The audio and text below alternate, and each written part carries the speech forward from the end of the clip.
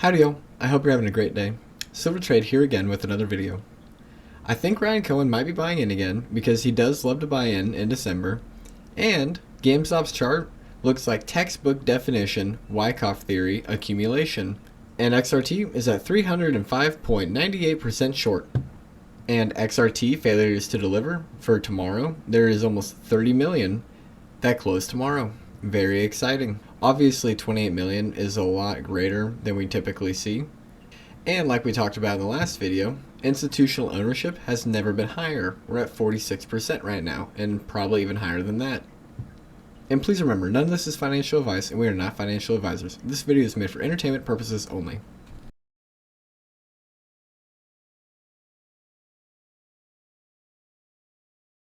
Please put your tinfoil hats on because this one's a reach, but back in 2020, Ryan Cohen was buying up GameStop like crazy in December from the 15th until the 18th. Could the sudden pump today on no news maybe be him? And didn't Ryan Cohen post YOLO for like 5 seconds on Twitter a few weeks ago and then deleted it pretty quickly? What if he's buying in a big position? I wonder if he's ever talked about doubling down. Or maybe it's Roaring Kitty buying. And 109 days before 420, April 20th, is January 1st. Ryan Cohen, back in the day, bought 9,001,000 shares. And then Roaring Kitty recently bought 9,001,000 shares of GameStop as well. Obviously, Roaring Kitty was trying to mirror Ryan Cohen to show that he's going to recreate the squeeze again with the same events. But could 9,001,000 shares also have meant January 9th? And on January 17th of 2025, when tons and tons of GameStop options are going to expire, will be exactly 109 days after September 30th, when Roaring Kitty sold his Chewy position. And since we're already reaching, back in January of 2023, Ryan Cohen posted this: "Jack, I want you to draw me like one of your French girls wearing this, wearing only this." 620, depending upon the time zone, could definitely be 420, and January 9th is 109. If you haven't looked into Wyckoff theory, please look into it. Basically, it talks about how there's only 4 things that a stock ever does. That's distribution, accumulation, uptrend, and downtrend. Accumulation is what comes before an uptrend.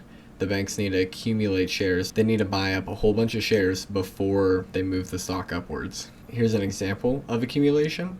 And then GameStop looks the exact same on the chart. Very exciting. We could definitely see it test $40 per share in the next couple of weeks. Super exciting to see somebody throw down over $3 million on call options for the $125 calls expiring in 33 days from now on GameStop. Somebody is incredibly bullish on GameStop short term. And what if the 109,420 is Roaring Kitty telling us that on January 9th, GameStop will be at $420 per share? And so if we take a look at GameStop on the chart and then flip it upside down, it looks incredibly bullish. We bounce and get lower, we bounce and get lower.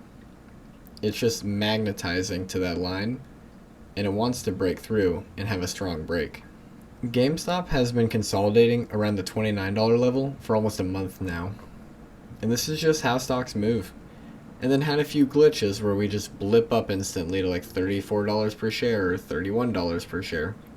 Whenever GameStop starts to see these glitches, all the apes tend to get a little bit more excited because there really shouldn't be any glitches. The only time that you really see glitches on GameStop is whenever there's something fishy going on, a ton of eyes on it, or some big moves coming. Continuously, GameStop's been making higher lows, 25, then a 26, then a 27, and then almost a 28. Getting closer and closer to that $30 level. I think we'll either get a 13G from Ryan Cohen saying that he bought more shares.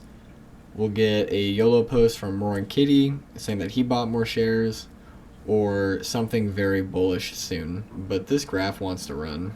On the daily, the MACD couldn't look better, and the RSI looks absolutely amazing. We came down and tested the midline for a while. The stock decided it wants to stay above the midline.